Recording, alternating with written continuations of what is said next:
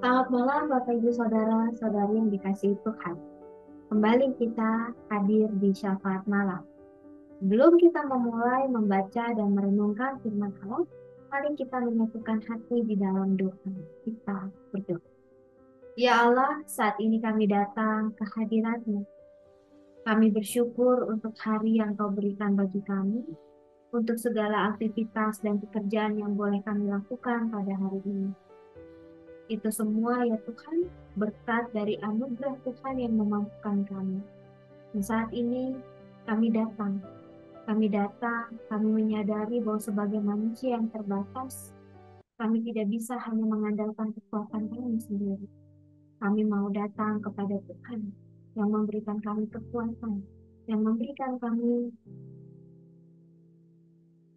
waktu untuk bisa memaknai hari-hari kami di dalam Tuhan.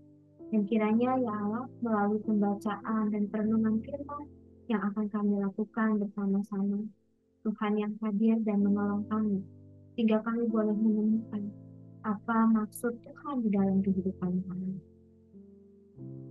Inilah kami ya Allah, diri kami dan seluruh kehidupan kami. Kiranya dengan mendengar firman-Mu, kami boleh diubah menjadi semakin serupa dengan Yesus Kristus, Tuhan yang menjadi teladan di dalam kehidupan kami. Di dalam Kristus kami berdoa. Amin. Bapak, Ibu, Saudara, ada seorang anak kecil. Anak kecil ini ia tinggal di lingkungan keluarga yang kurang baik. Kondisi dan situasinya, baik secara ekonomi maupun kondisi di dalam keluarga. Setiap hari yang didengarkan si anak ini ialah bagaimana orang tua mereka punya orang tua anak ini punya pandangan yang buruk terhadap dirinya. Karena ia masih kecil, ia tidak tahu bahwa itu akan merusak gambaran dirinya. Sehingga tanpa disadari, ia menjadi anak yang bertumbuh semakin senang menikmati waktu sendirian dibandingkan berbaur dengan teman-teman yang lain di usianya.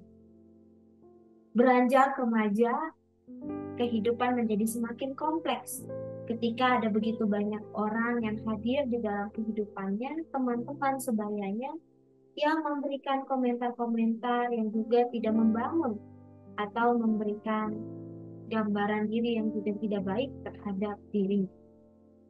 Dan tanpa disadari ketika ia bertumbuh dengan gambaran diri yang tidak baik dan ia membawa beban kehidupan itu seorang diri karena tidak tahu apa yang terjadi di sekitarnya.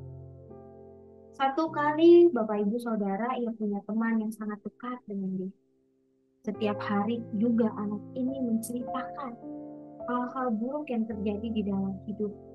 Yang menceritakan orang tuanya, menceritakan perlakuan orang-orang lain yang dirasa tidak adil terhadap dirinya. Temannya mendengarkan sekali, ia dengar, dua kali didengar. Berkali-kali cerita itu terus berulang.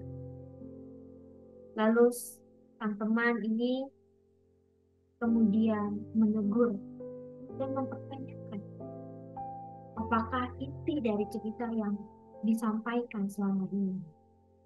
Dan teman ini pun dengan gamblang menyatakan bahwa kamu adalah orang yang terluka yang membawa lukamu begitu lama. Sehingga kamu gak bisa melihat bagaimana kebaikan Tuhan di dalam hidupmu. Dan benar Bapak Ibu Saudara, anak yang bertumbuh di lingkungan yang tidak baik dan terus mendapatkan respon atau orang-orang yang nyatanya memberikan pandangan kurang baik yang tidak membangun, justru membuat dirinya semakin terpuruk di dalam gambaran diri yang salah atau tidak tepat. Akhirnya anak kecil yang bertumbuh menjadi dewasa ini tidak menyadari bahwa di dalam perjalanan hidupnya ada orang-orang yang menolong dirinya, ada orang-orang yang mendukung, ada orang-orang yang juga memberikan pujian dengan tulus dan bahkan membantu anak ini bertumbuh agar tetap berada di jalan yang baik. Ketika temannya menyampaikan apa yang dilihatnya dalam diri anak yang sudah dewasa ini, kemudian terbukalah matanya. Ia menyadari bahwa selama ini ada begitu banyak berkat dan kebaikan Tuhan yang terlewat ketika ia hanya berfokus pada hal-hal buruk yang terjadi di dalam hidup. Sekalipun ia berjuang dan berjalan sambil berdarah-darah melewati setiap luka yang harus ia lalui, ia tidak menyadari bahwa tangan pertolongan Tuhan, kehadiran Tuhan selalu ada di dalam musim-musim kehidupannya. Nah, Bapak, Ibu, Saudara, di dalam Minggu Prapaskah ini, saya ingin mengajak kita semua untuk membuka bacaan kita menurut Injil Matius ayatnya ke-28 dan 29. Matius 11 ayat 28 dan ayat 29. Matius 11 ayat 28. Marilah kepadaku semua yang letih, lesu, dan berbeban berat. Aku akan memberikan kelegaan kepadamu. Pikulah kuk yang kupasang dan belajarlah padaku, karena aku lemah lembut dan rendah hati, dan jiwamu akan mendapatkan ketenangan. Ayat 30, sebab kuk yang kupasang itu enak dan bebanku pun ringan. Bapak, Ibu, Saudara, mungkin pengalaman yang dialami si anak ini juga pernah kita rasakan. Ketika kita berada dalam situasi atau kondisi yang memang tidak sehat, ketika orang-orang menyampaikan apa yang ada di dalam pikirannya, tanpa juga memikirkan atau memperhitungkan perasaan orang lain. Namun kembali, bahwa di dalam kehidupan ini, tidak semua dapat kita kontrol. Yang dapat kita kontrol adalah bagaimana kita bereaksi terhadap hal-hal yang terjadi di luar diri kita. Ketika berbagai masalah, situasi yang tidak mengenakan itu, kemudian itu menjadi beban yang kita pikirkan, kita akhirnya dapat kehilangan fokus, dan fokus kita hanyalah pada luka atau pada perbuatan-perbuatan yang tidak menyenangkan di dalam kehidupan kita. Namun hari ini Tuhan mengajak kepada kita semua. Ia mengajak kita untuk kembali kepadanya, berbalik kepada Tuhan yang letih, lesu, dan berbeban berat karena berbagai hal yang terjadi di dalam kehidupan. Dengan berbagai beban berat yang kita bawa, ketika kita membawanya kepada Tuhan, Ia akan memberikan kelegaan kepada kita. Dengan memikul kuk yang diberikan atau yang dipasang oleh Tuhan, kita bisa berjalan bersama-sama dengan Tuhan, membawa beban itu dan kemudian mengolahnya menjadi sesuatu yang justru berharga dan dapat dimaknai, yang menjadikan kita sebagai manusia yang seutuhnya. Bapak, Ibu, Saudara, saat ini kita sedang dalam masa menjalani masa prapaskah. Di dalam masa prapaskah ini kita juga diajak untuk berbalik menjalani masa pertobatan. Beralih dari kehidupan yang lama, menyongsong kehidupan baru yang sudah Tuhan berikan kepada kita. Dengan berbalik kepada Tuhan, menghidupi gaya hidup pertobatan, artinya kita mau kembali dan mengubah fokus hidup kita hanya kepada Tuhan yang memberikan hidup, yang justru memberikan ketenangan jiwa.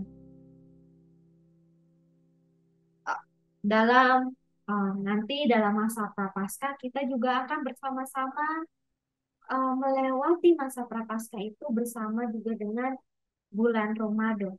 Bapak, Ibu, Saudara, penyangkalan diri dan bulan Ramadan saya rasa dapat dikomparasi. Di dalam masa Ramadan, teman-teman atau saudara-saudara kita yang berbeda menghayati bahwa di bulan Ramadan adalah cara hidup yang mengingatkan untuk berbalik, menjauhkan diri dari dosa selama 30 hari lamanya. Dan di dalam waktu 1 bulan menjalani puasa, mereka didekatkan kepada Tuhan agar dapat kembali kepada fitrahnya. Kembali kepada fitrahnya artinya adalah kembali sebagai manusia yang merindukan kebaikan. Manusia yang rindu dekat akan Tuhan. Manusia yang kembali ke fitrahnya adalah manusia yang diciptakan amat sangat baik. Ketika saya mempersiapkan renungan ini menjadi penghayatan yang mendalam bagi saya. Ketika di dalam masa prapaskah ini, kita menghayati bahwa jalan hidup pertobatan adalah jalan hidup bagaimana kita kembali menjadi manusia yang diciptakan amat baik oleh Tuhan. Manusia yang mendapatkan tempat dan dilayakkan oleh Tuhan. Maka mari Bapak Ibu Saudara, dalam menjalani masa prapaskah ini, di dalam kita hari lepas hari mencoba untuk menyangkal diri, kita arahkan fokus kita kepada Tuhan. Dan segala sesuatu yang terjadi di dalam kehidupan kita yang membuat kita kehilangan arah dan fokus kepada Tuhan, inilah saatnya bagi kita untuk membawa beban itu semua kepada Tuhan. Dan bersama Tuhan kita dapat melewatinya, mengelolanya, dan memaknainya menjadi sesuatu yang berharga di dalam kehidupan kita. Selamat menjalani masa raya prapaskah ini dengan menyangkal diri hari lepas hari. Dan dengan demikian kita bisa belajar untuk kembali kepada Tuhan yang menjadikan kita sebagai anak-anaknya. Mari kita bersatu di dalam doa. Ya Allah Bapa, kami sungguh bersyukur Tuhan bahwa di masa raya prapaskah ini, ketika kami menghayati hari lepas hari kami dengan menyangkal diri kami, Engkau mengingatkan kami bahwa beban itu tidak kami bawa sendirian, namun bersama Engkau yang menolong dan menopang kami. Ya Allah, ketika berbagai pergumulan masalah lingkungan yang ada di sekitar kami membuat kami merasa semakin jauh dari Tuhan. Ketika kami justru semakin berfokus kepada luka, kepada hal-hal buruk yang terjadi di dalam kehidupan kami juga membawa kepada Tuhan. Karena Engkau adalah Allah yang mengajak kami, yang berkata, marilah kepadaku semua yang letih lesu dan berbeban berat. Kami mau datang ya Tuhan kepadamu dengan membawa segala hal yang membebani kami. Dan kami tahu dengan membawanya kepadamu, jiwa kami akan tenang. Karena kami bisa belajar dari Engkau yang menolong kami mengelola setiap rasa, mengelola setiap masalah, mengelola setiap peristiwa di dalam kehidupan kami, baik suka maupun duka, untuk dimaknai di dalam Tuhan yang justru membuat kami menjadi manusia yang baik, manusia yang Engkau layani. Saat ini juga ya Tuhan, kami bersatu hati di dalam duka bersama dengan Ibu Eli yang baru kehilangan Pak Budi, suaminya.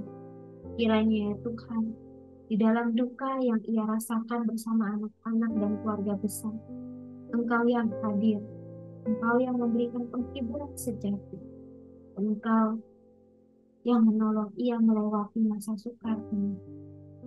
Saat ini ya Tuhan, kami juga datang dengan berbagai pergumulan dan persoalan, baik finansial, keluarga, pendidikan, pekerjaan, jodoh maupun pasangan hidup, atau apapun.